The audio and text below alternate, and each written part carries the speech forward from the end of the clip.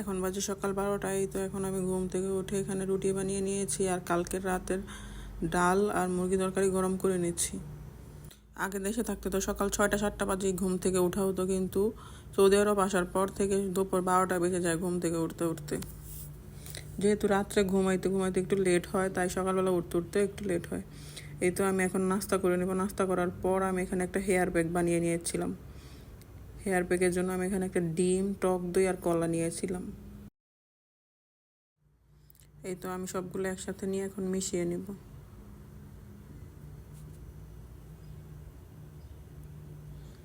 এই তো আমার এখানে হেয়ার প্যাক রেডি। এখন এটা আমি চুলে দিয়ে নিব। চুলে দিয়ে দেন যাব মেয়ের কাছে, মেয়ে কি করছে একটু দেখার জন্য। এই তো আমার মেয়ে বসে বসে ড্রয়িং করছিল, এখন আমাকে দেখেই শুরু করেছে, মা তুমিও আমার সাথে ড্রয়িং করো। তো কি করার, এখন মেয়ের সাথে বসে বসে একটু ড্রয়িং করছি।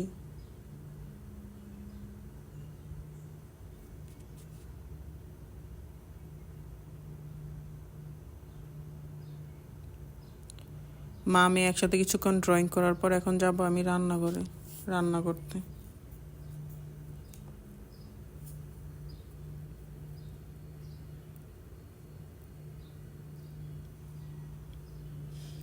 এই তো বিকেলবেলা আমি চলে এলাম রান্না করতে। আজকে আমি রান্না করব মুরগির রোস্ট আর ভুনা খিচুড়ি।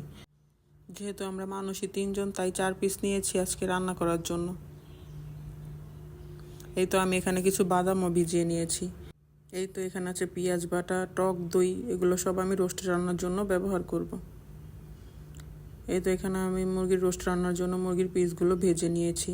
দেন আমি রোস্ট রান্নার জন্য প্রথমে কিছু গরম মশলা আর পেঁয়াজ দিয়ে একটু ভেজে নিব।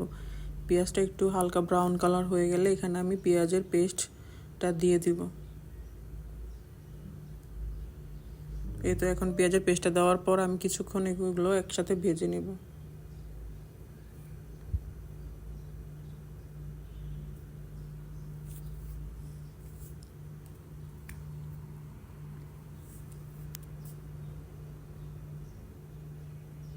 পেঁয়াজের পেস্টটা কিছুক্ষণ ভালো করে ভেজে নেওয়ার পর আমি এখানে দিয়ে দেব আদা রসুন বাটা।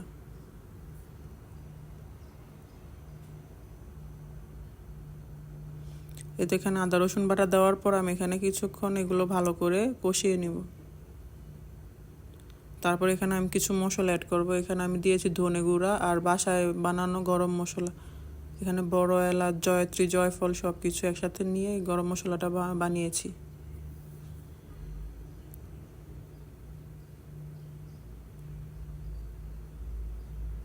দেন এই সবগুলো একসাথে আমি ভালো করে ভেজে নিব।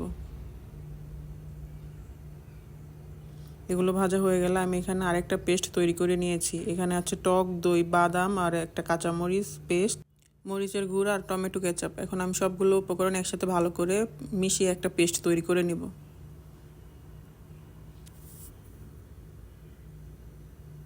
এই তো আমি সবগুলো একসাথে ভালো করে মিশিয়ে নিয়েছি। এই তো আমি বানানো পেস্টটা দিয়ে দিলাম। এখন বাটিটা ধুয়ে একটু পানি দিয়ে তারপর মশলার সাথে এটা ভালো করে কষিয়ে নেব।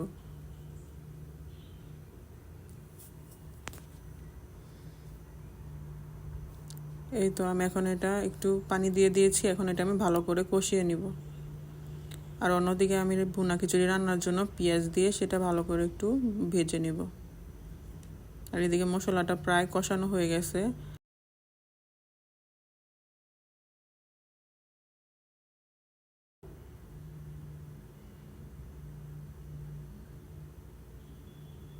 এই তো এখানে পেঁয়াজগুলো আমি একটু ভালো করে ভেজে নিব।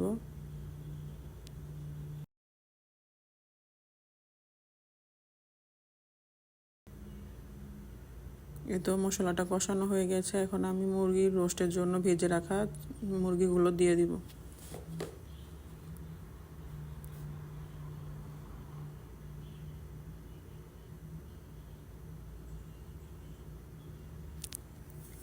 এই তো আমি ভেজে রাখা মুরগির পিসগুলো দিয়ে দিলাম। এখন আমি মশলার সাথে মুরগিরগুলোকে ভালো করে কষিয়ে নিব। কষিয়ে নেওয়া হয়ে গেলে এখানে আমি ঝোলের জন্য দুধ অ্যাড করে নিব। চাইলে পানিও দেওয়া যায়, কিন্তু আমি এখানে দুধ অ্যাড করে নিব। যতটুকু ঝোল দিব সেই পরিমাণ আমি দুধ দিয়ে দিব। এই তো আমি এখন ভুনা খিচুড়ির জন্য চাল ডালগুলো একসাথে ধুয়ে নিব। এখানে আমি মুগ ডালটা একটু ভেজে তারপর 1 ঘন্টার মতন সবগুলো একসাথে ভিজিয়ে রেখেছিলাম। এখন আমি এগুলো ধুয়ে নিব।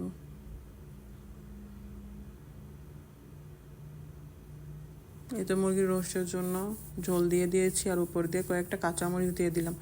আর এখানে ভুনা খিচুড়ির জন্য আমি মশলাগুলো কষিয়ে নিচ্ছি।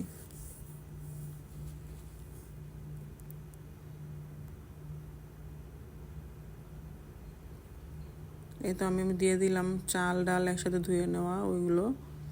দেন আমি এটাকে ভালো করে 5-7 মিনিটের মতন কষিয়ে নিব।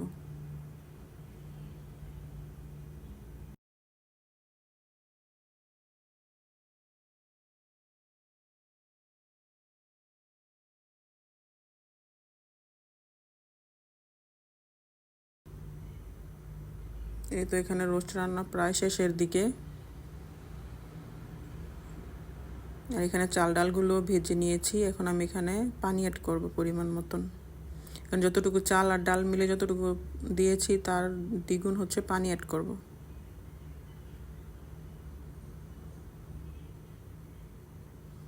এই তো ভাজা শেষ, এখন আমি পানি দিয়ে নিলাম পরিমাণ মতো। এখন আমি উপর দিয়ে কয়েকটা কাঁচামরিচ দিয়ে দিব, দেন ঢেকে রান্না করে নেব কিছুক্ষণ।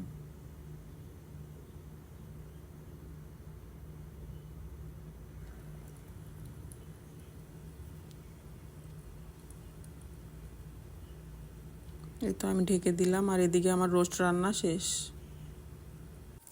এই তো এখন আমি চুলাটা বন্ধ করে দিব আর এদিকে আমি ভুনা খিচুড়িগুলো দমে বসিয়ে দিব। তো এই তো এগুলোই ছিল আজকে আমার সারাদিনের রান্না বান্না খাওয়া দাওয়া ডেইলি ব্লগ। তো আসসালামু আলাইকুম এভরিওয়ান, সবাই ভালো থাকবেন আর আমাদের পাশে থাকবেন। আল্লাহ হাফেজ।